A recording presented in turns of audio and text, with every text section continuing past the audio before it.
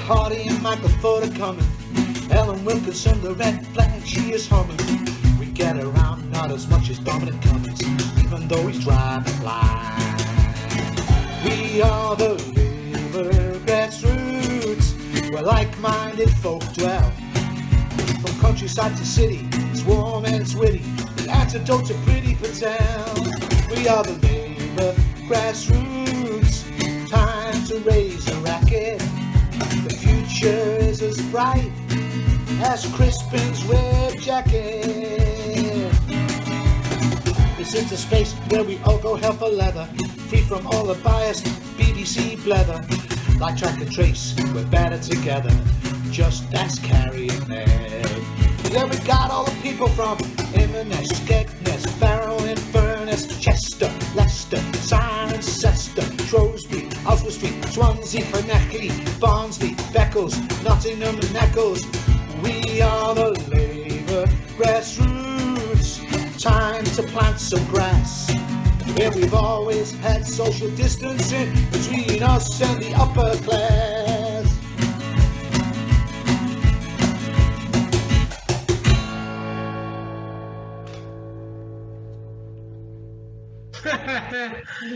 Put a survey out to our subscribers on Labour Grassroots, and 1,000 people came back on this survey, and I'd like to start by sharing the results of that, which is quite alarming to read, actually.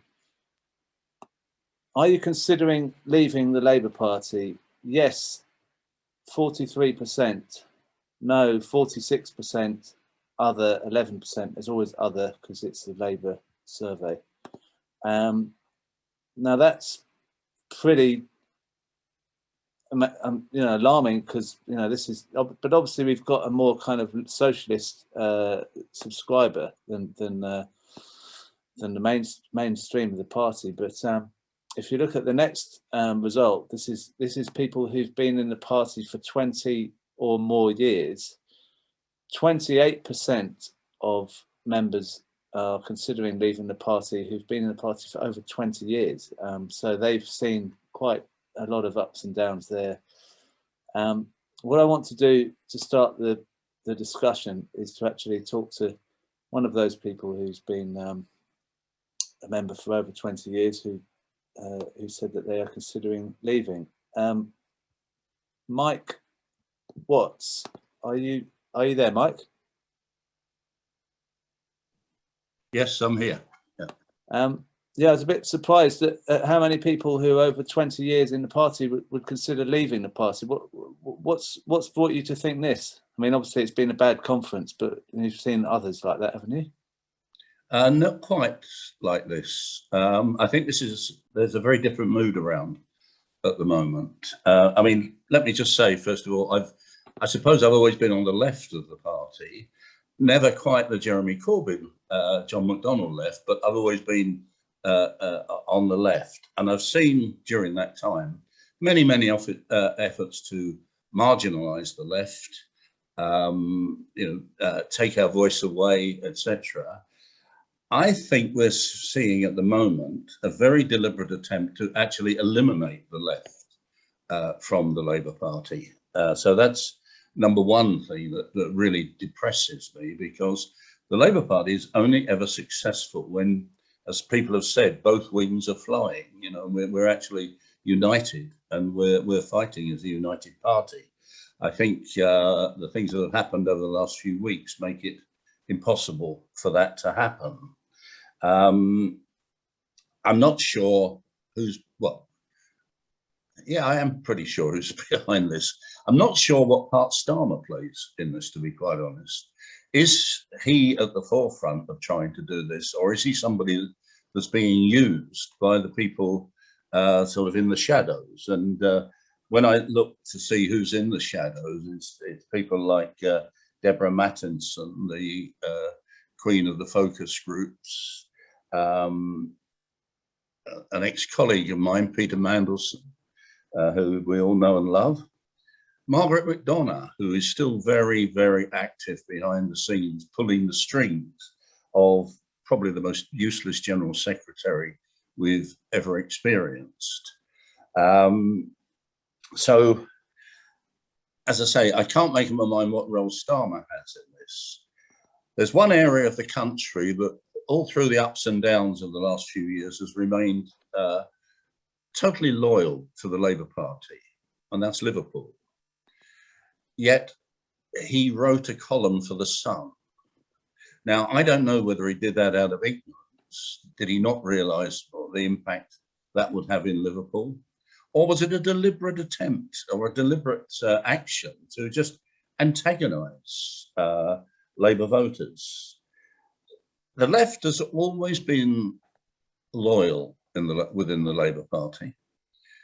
The three great breakaways, I suppose, that we've seen in our history, 1931, then the SDP, and then the bunch who broke away before the last election. They've always come from the right. The left has always remained in there and has remained loyal. I've never ever contemplated leaving the party in all the years I've been a member, and I've been a member since 1958 until now. I feel now this is different, and I think I'm depressed about the future of the party because, to be honest, I don't think we can win an election with Keir Starmer. I don't think he's got the leadership ability to win an election. I probably won't, at the end of the day, I probably won't leave the party, but I tell you, I have never been as close to it before. Right. Well, thank you for coming along and talking about how you feel about this. I'm going to bring in Duncan Shipley Dalton as well, who replied to the survey to say that he was considering leaving the party. You went to be a parliamentary candidate not long ago, Duncan. Yeah, I did. Yeah, I applied in Southampton Itchen, but it went nowhere because it was the process was totally corrupted, which is one of the things that frustrates me about it, and has frustrated me about Labour, and in some ways is driving my thoughts about leaving. Is that I find that the Labour Party is a completely corrupt organisation at every level. Virtually, it is corrupted in some way, whether it be the NEC making decisions that they shouldn't be making, whether it's regional directors doing whatever the hell they like. We've just had appointed as the South East Regional Director, Teddy Ryan. This is a person who in the WhatsApp messages in the leaked report was calling Clive Lewis a C word. So that's the kind of person who gets promoted in the Labour Party. He should have been fired for what he did, not promoted to a higher position. But now we're going to have to deal with him as our South East Regional Director. And no doubt he will do whatever the hell he likes. And anyone who challenges him in any way will be told that, you're getting suspended, you're getting expelled. I mean, one of the main reasons I've stayed, as long as I have actually, is because I have spent the last 5 years, and it's not just under Starmer, but it was under Jeremy as well, helping people who have been suspended and expelled. I have helped hundreds and hundreds of members who have been punished by a disciplinary process that is not fit for purpose. And quite frankly, anybody in the Labour Party who believes in human rights and due process should be ashamed to be involved with a process like that. But unfortunately, they're not. And the NEC are quite happy to make it worse. Now we're in a situation where the process is such a joke because essentially the GS decides who's on the panels. The GS the NEC makes all the decisions, and you have no right to actually have a representative there or to make proper representation. So there's not a lot I can actually do to help people. So it feels like, well, what's the point really at this stage? Why stay when I can't achieve anything in terms of administration within the party? I can't achieve anything within helping members who've been attacked by, and in some cases, I have to say, made really seriously unwell by the abuse that they've received because of the disciplinary process. And at the same time, you're left in a situation where, let's face it, we're going to the next election, we're going to get our arse handed to us. And it doesn't really matter whether it's Starmer in the lead or somebody else, Rachel Reeves or, Weasley screeching. We're going to get our arse handed to us in the next election. And the reason the party's dying is because it no longer represents the people that it's supposed to represent. It doesn't represent anything anymore. It doesn't have any core values. And if it doesn't stand for those things, if it doesn't say to people, vote for us because we represent those values, because we can offer to you a better future, a better nation, a better community, then why bother to vote for the Labour Party? I might as well vote for the Lib Dems and just get, a yellow nothing. But so the problem I have with staying is, what exactly can be achieved? And as I see it at the moment, I think there's actually an opportunity for a new party to be launched. And yes, it would take time. Yes, it would be very difficult. You're not going to, suddenly win lots of seats. But I do think that actually the opportunity is there to do it, to start off on that path. And in due course, it could lead you to somewhere that's a hell of a lot better than waiting around for another 20 years in Labour for a chance at, a left leadership that probably isn't going to come. John, are you there? Yeah, thanks, Crispin. You've heard all the, you saw the survey. It's quite alarming, the number of people thinking about leaving, and then the different reasons from different members from different lengths of membership. What do you think? What do you want to say to them as a? I'm not surprised by the survey, because when we've gone through the highs of winning the leadership of the party with Jeremy, fighting off a coup, transforming the party in terms of the political direction with the 2 manifestos that we did, and then losing an election, so people do become disoriented and also understandably pretty cheesed off. It's tough out there when that happens to you, and we've all experienced it. But then also when a leader is elected on, to be frank, what we now know is that we have to be honest about it, a false prospectus. Keir Starmer was elected on a 10-point plan that largely reflected the last 2 manifestos. He was elected on a platform of uniting the party, engaging with members. He said nothing about changing the constitution or whatever. You can understand why people are angry and disillusioned and annoyed and are looking at what can they do. And the easy solution is just to rip up your card and leave. And it's the point that Mike raised, really, is that that's exactly the strategy that some people are actually pushing. Mike's point that if you wanted to remove the left from the Labour Party, this is exactly what you'd do. You'd urge them, you'd encourage them to leave, because we then give up the ground. We give up the party to the right. Mike mentioned Peter Mandelson. That's exactly what his strategy is to completely demoralize and disillusion the left, so we just all leave, and then we render the party into the hands of the right. And I think it's not just the right. I think it's quite a hard right that we're facing up to at the moment, as we're seeing by some of the actions.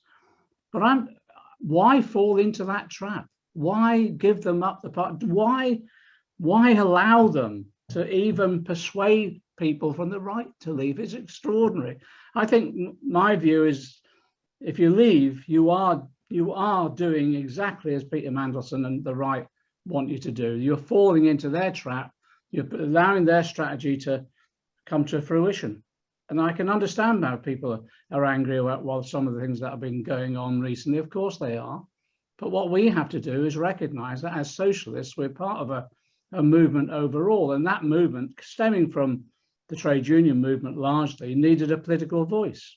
And so we came together, socialists with socialist trade unionists and trade unionists who are not socialists, but who are liberals, with Fabians and Christian socialists, you name it.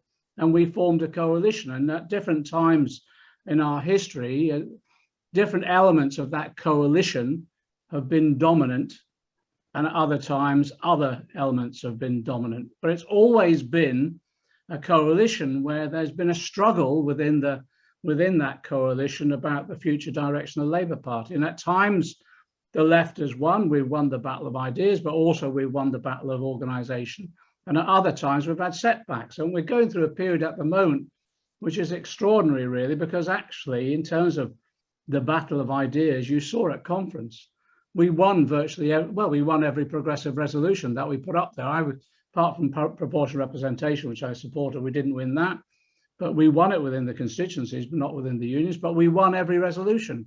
And so you can see in terms of the ideas within the party, we're dominating, absolutely dominating. The right haven't come up with a fresh idea for 20 years. The problem is we're losing the battle of organisation. And that means, for example, we no longer on the left have a majority on the NEC. We've always had a right-wing dominance of the PLP, but actually we've built up the numbers in the last couple of elections from the left. And if we're not careful, we will, some of the left MPs that we got in over the last 2 elections, if members lose, we could have deselections of the left if we're not careful. So the issue for me is, how do you win that battle of organisation? Well, the only way we ever win it is actually, one, recruit, build the membership so that we're in a majority at virtually every meeting we attend. Secondly, of course, when there's bureaucratic obstructions or bureaucratic, well, what there is at the moment, a purge, we fight back and we organise in solidarity to do that. And then if we build the membership with the ideas that we're generating, eventually we'll come back into a position where the left is dominant in position, not just in terms of winning this battle of ideas. But you don't win, and this sounds a bit harsh, and I don't mean it this way, but sometimes these things aren't said by others because they're worried about their popularity or their fan base or whatever. But I have to be frank with people. If people leave, we will lose any chance there is for another generation of the left winning position within the party at the uppermost levels, either a left leader or a left shadow cabinet or a left cabinet in government. And that's the reality of it. And in many constituencies, if the left leave, we will lose individual left MPs as well. So I see, why do we fall into the trap of doing what the right want us to do? And with regard to Duncan's point about setting up another party, I can completely understand that. But tell me which party that's been set up over the last 50 years, 70 years under a first past the post system has actually survived longer than, well, a couple of years at best and then faded. And that's what would happen to us. And why do we give up our own party?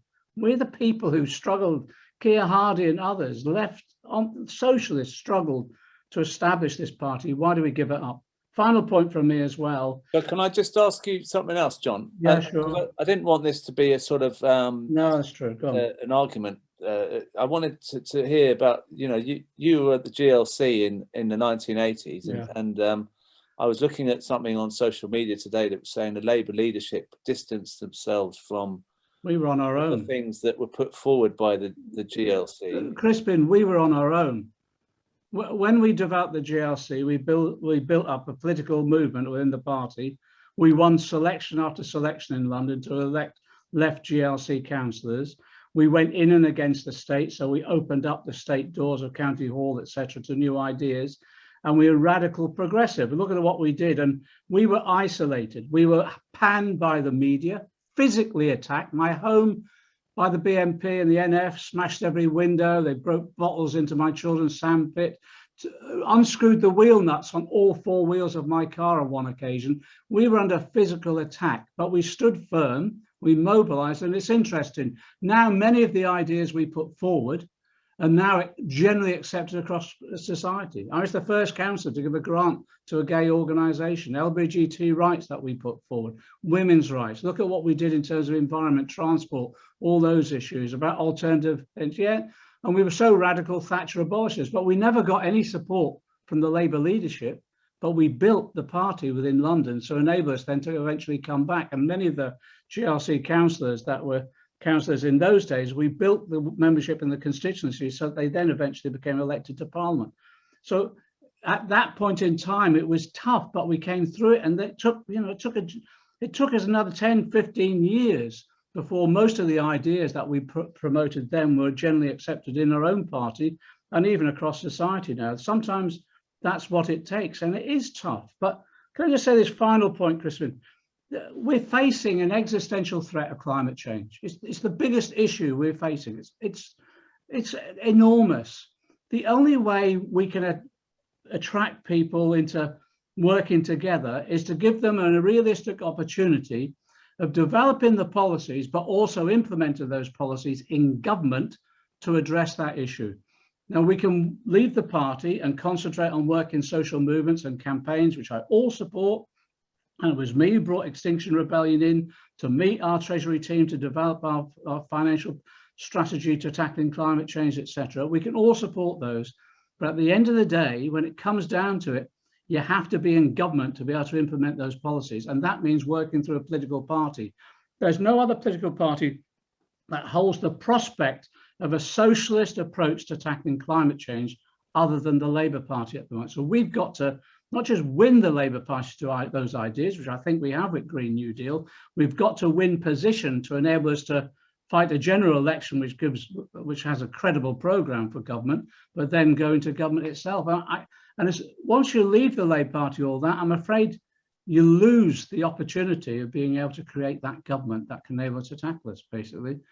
That's my view, and I'm sorry if it sounds a bit harsh, but this is a bloody life and death struggle when we're talking about climate change. And unless we have the Labour Party being now capable of going into government with a radical Green New Deal socialist agenda, we don't stand a prospect of contributing towards tackling that. Can I ask you a cheeky question, John, that I know you wouldn't answer on normal telly or anything, but would you consider standing for leader?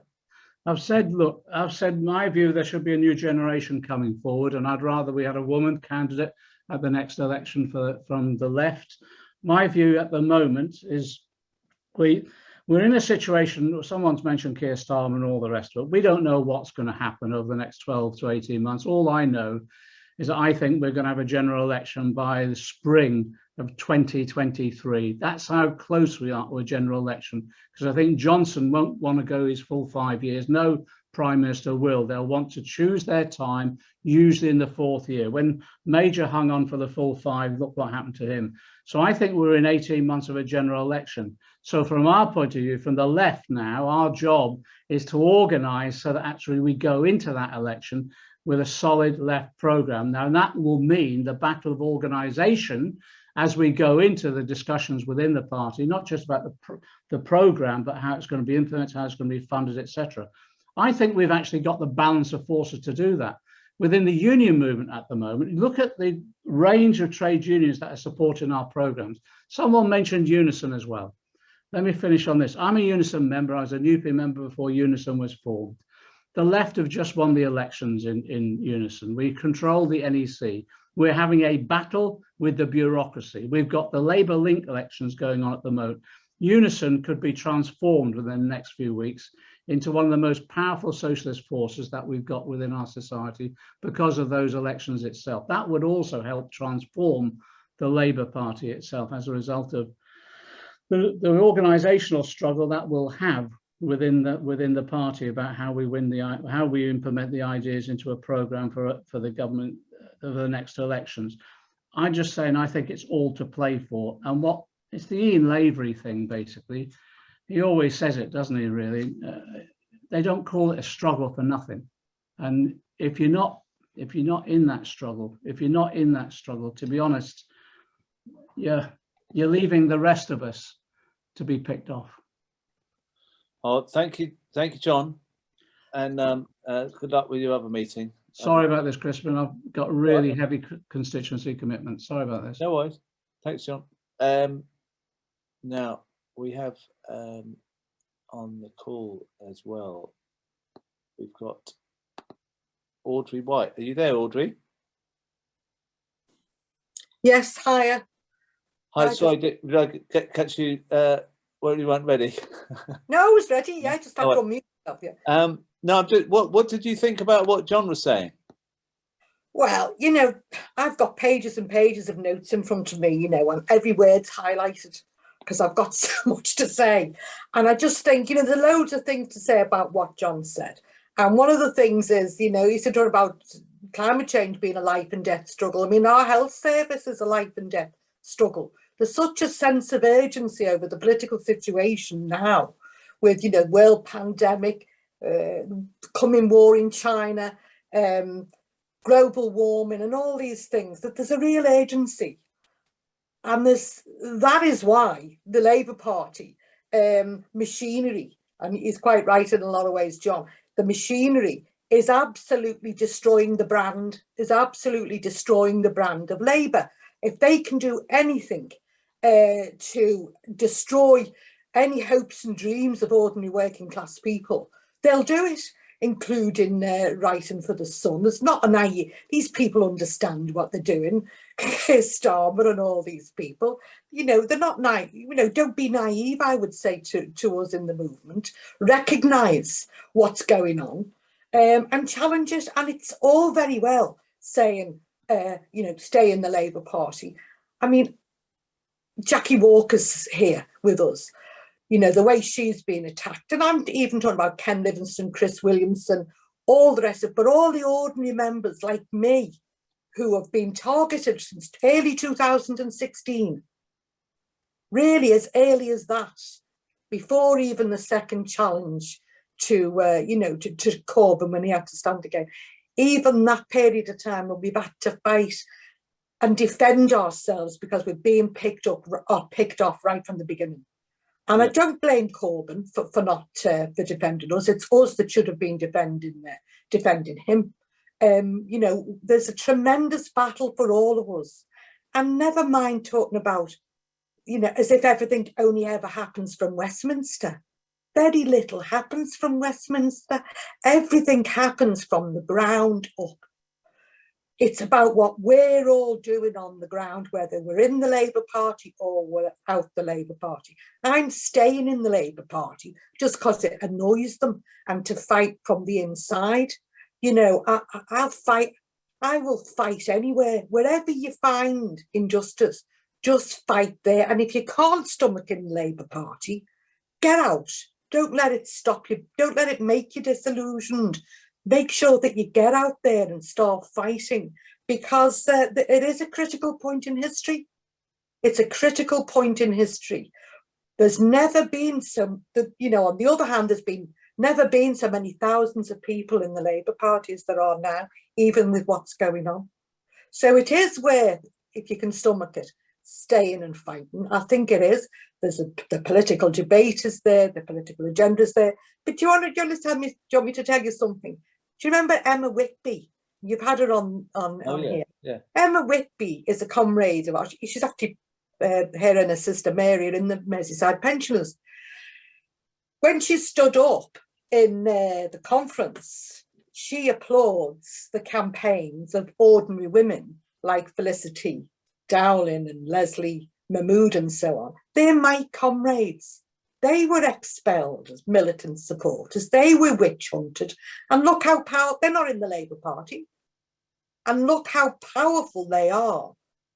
That they have had a campaign to save the women's hospital for 6 years. They're the most respected women in Merseyside, because they have held off the attacks on the women's hospital for 6 years. They've built a campaign like nobody else. So you don't have to be in the Labour Party to improve. I mean, what are we asking for here? How do we improve the lot of working class people? How do we do that? Are we talking about getting power with Starmer in? Who wants it? What difference will that make to people? We've got to look in terms of how do we move our class forward? And we do it by campaigning, by fighting, by trying to get representation in the political party, yes. But they go hand in glove, and it's the movement that's absolutely the most important thing. It's not slash your wrist time, be depressed. Think of all the victories you've had. I mean, I only have to look at Liverpool today. The UCU strike. They've been fighting, the UCU, the University of Liverpool, been fighting to protect 47 redundancies to save them. And they saved everyone. We celebrated that today. And then I'm standing next to a lad from the RMT and I'm going, we don't have many victories, do we? And he said, well, we won the guards on the train, keeping the guards on the train. And we've got to celebrate our victories and look, how do we move things forward as a class? And how to improve the lot of working class people? And some of us can carry on. They've got the stomach to put up with the Labour Party. It's a mafia organisation, an absolutely corrupt and dishonest mafia of an organisation. Absolutely no doubt about it. I could stand here and talk about the role that Labour Party members had in the Jewish Chronicle attacking me. That was a hard fight, and it all came from Labour Party members. Do you know that? What a dirty, dirty business this anti-Semitism narrative is. Filth. It's absolute filth. I'm staying there to fight these filthy so-and-sos. I will. And if we win, we win. And if we don't, we take our fight somewhere else. And we fight in our trade unions, which are also need a hell of a lot of a shot in the arm of honesty and, it's fighting on behalf of working class people. Because Unite didn't come out very well when we were all fighting for reselection. Unite played a role that didn't do any of us any favours. We couldn't reselect our... So we've got to fight in the unions, we've got to fight in our community groups, we've got to fight in our campaigns.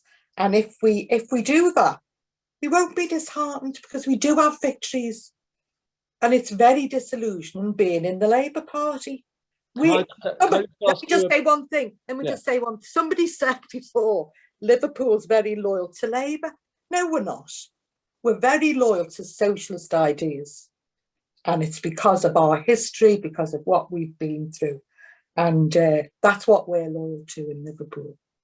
Can I just bring in about Liverpool? You know, I was looking at the Neil Kinnock speech at the Labour conference in 1985, and they were saying before Starmer's speech that he wanted to be like Kinnock and take on the lefties or whatever it is. Now, that could have killed Labour in Liverpool. Surely that there must have been a potential for Labour to lose its way in Liverpool, but somehow Liverpool's more left still than most of the country, and so it didn't seem to work, did it?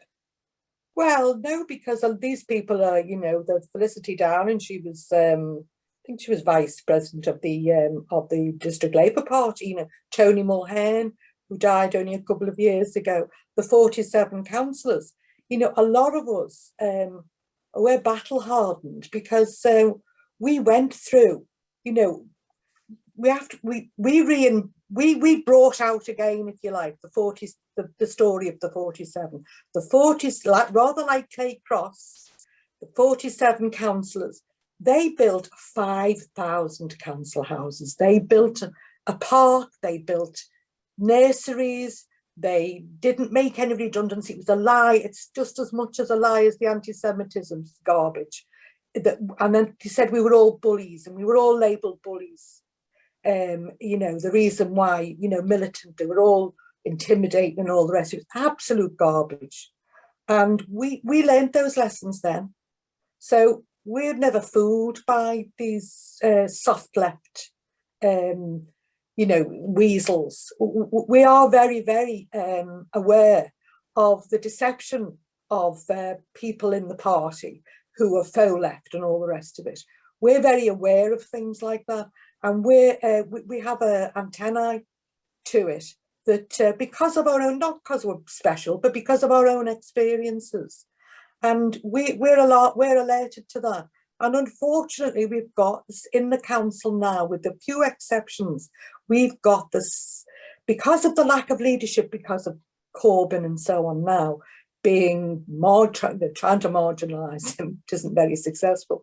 But leadership, draws people together in a way and gets rid of the wheat and the chaff.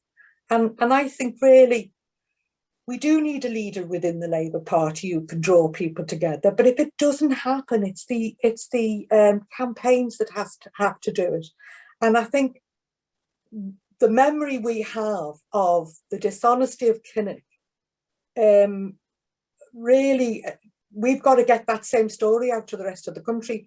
And I'll tell you what's unique about it, what's going on at the moment, is that the last 5 years, or was it 6 years now, everyone has had a very harsh lesson. They've had a similar lesson to the people of Liverpool have had.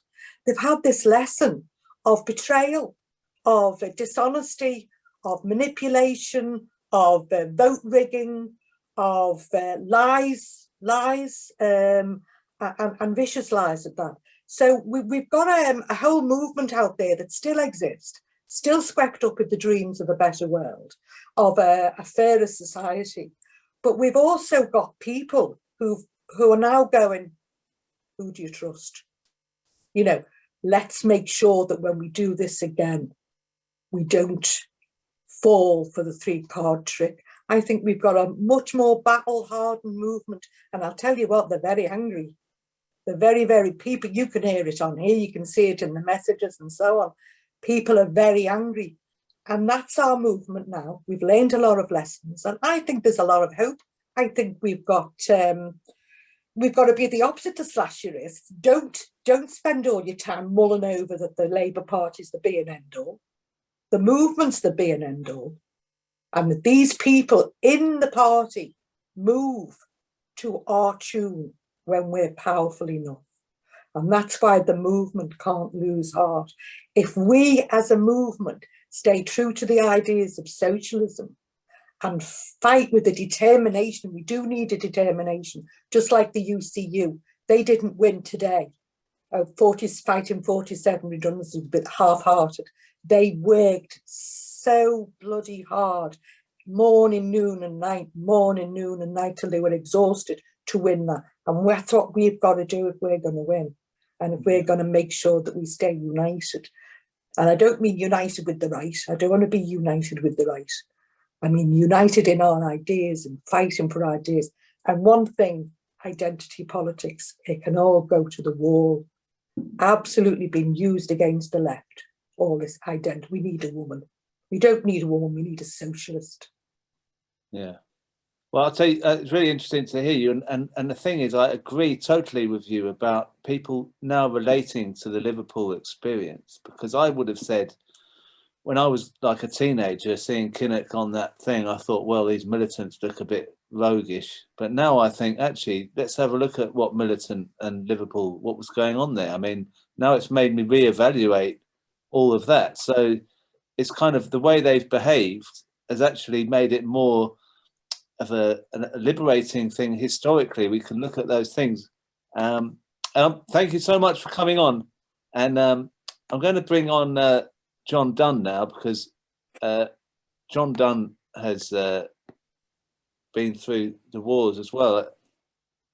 He's my buddy. You can see why I'm madly in love with Audrey, can't you? So, John, you had the Clay Cross experience where did the Labour Party let you down there, did they? Let us down terribly. We had conference resolutions supporting us, conference resolutions telling councils not to implement the Housing Finance Act. And I remember sitting in a meeting in what in Transport House, what was Labour's headquarters, with Jim Callahan and people like that, who told us no way were they gonna back us. We were thrown to wolves, and it was only the movement that Audrey's just talked about that saved us. You know, set up fighting funds. We had a number bankrupted. We were all thrown out of office and faced, massive surcharges.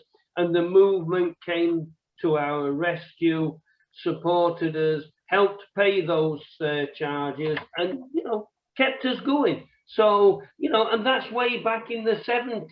There's a history that the Labour Party in power has never ever supported working class struggle. It's always tried to appease the boss's class. And Audrey's spot on. The Labour Party is not the movement. What keeps us strong, what keeps us going, and what stops us getting to that wrist-slashing time is being active with people like Audrey. I spoke to the Merseyside pensioners, and Jesus Christ, for a pensioners group, they put many of the young activists to shame with their energy and their vigour and the things that they do. And if I could, I'd be there on Saturday protesting against this arms fair that a Labour council's allowing. And so, there's a lot that we can be grateful for in our movement. And yeah, never ever think that the Labour Party is the be all and end all. And I'll be honest, if people are feeling down about what's happened, then you've every right to be, and there'd be something wrong with you if you weren't. But you've got to turn that feeling down, not into depression, but into anger. We had bastards inside that party that put Boris Johnson and company in power. They preferred them to a government that might have given us a bit old. So, you know, when I've got a bit of time for John McDonnell, but when all he can say is stay and fight, when the campaign group of MPs are showing no willingness to fight at all, it's a bit hypocritical, I think. You know, solidarity is all around us. I got a card the other week from some comrades we've all heard of, the Shrewsbury Pickets, thanking me for the support that I'd given them and that our Audrey, Truth and Justice had given them. And do you know what their slogan is? We never gave in. So we don't, you know, if you can't fight in the Labour Party, there's plenty of things to you know, to get stuck into. You know, Hillsborough, look at what's happening. You know, 97 of their friends, relatives, sons, daughters, wives got killed just for watching a football match. Anybody else might have been driven to the edge. They picked themselves up and they've campaigned to this very day.